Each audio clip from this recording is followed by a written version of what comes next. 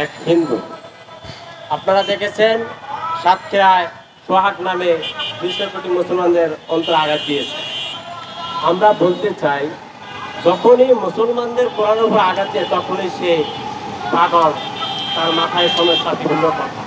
কিন্তু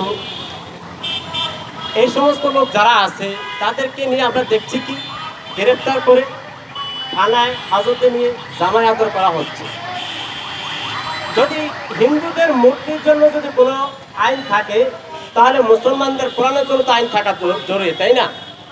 আমরা দেখছি কি মুসলমানদের কোরআনকে নিয়ে অবমাননা করা হচ্ছে, কিন্তু তার কোনো আইন নেই।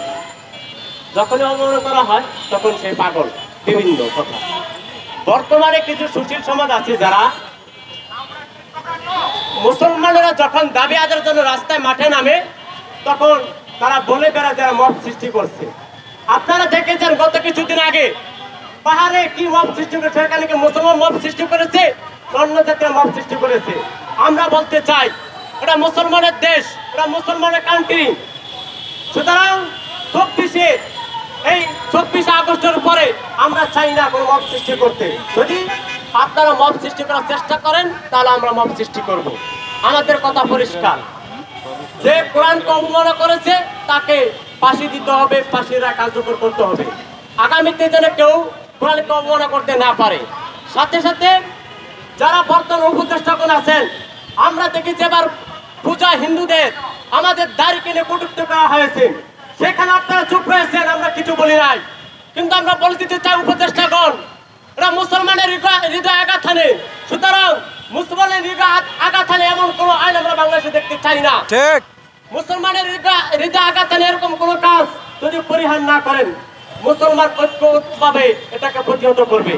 সুতরাং আমার সর্বশেষ কথা হলো, যারা কোরআনকে অবমাননা করে, যারা ইসলামকে নিয়ে কটূক্তি করে, তাদের ফাঁসির রায় কার্যকর করতে হবে। নাসরুল্লাহ পাঠন করে আমিরের যদি এমন অবমাননা করা হতো, জামাতের ভাইরা চুপ থাকতেন না।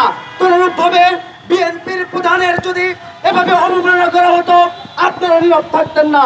কিন্তু বাংলাদেশের 92% মুসলমানের সংবিধান আল কোরআনকে অবমাননা করা হয়েছে।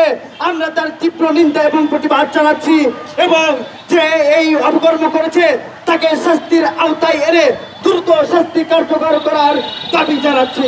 প্রিয় সাথী ও বন্ধুগণ, বাংলাদেশ সরকারের উপর দিয়ে আমরা উদাত্ত আহ্বান জানাতে চাই, আপনারা এমন একটি আইন প্রণয়ন করুন, বাংলাদেশে ইতিপূর্বে যারা কুরআন সহ অন্যান্য ধর্মীয় কিতাব অবমাননা করেছে, সামনে যারা করবে তাদের দৃষ্টান্তমূলক দাবি করছি।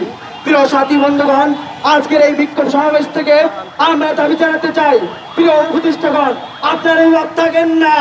যদি কুরআন অবমাননার পরেও আপনারা কোনো শাস্তির ব্যবস্থা না করে নীরব থাকেন, তাহলে আপনাদেরকেও এই সংবিধান থেকে আমরা হটিয়ে ছাড়বো ইনশাআল্লাহ। আসসালামু আলাইকুম ওয়া রাহমাতুল্লাহ।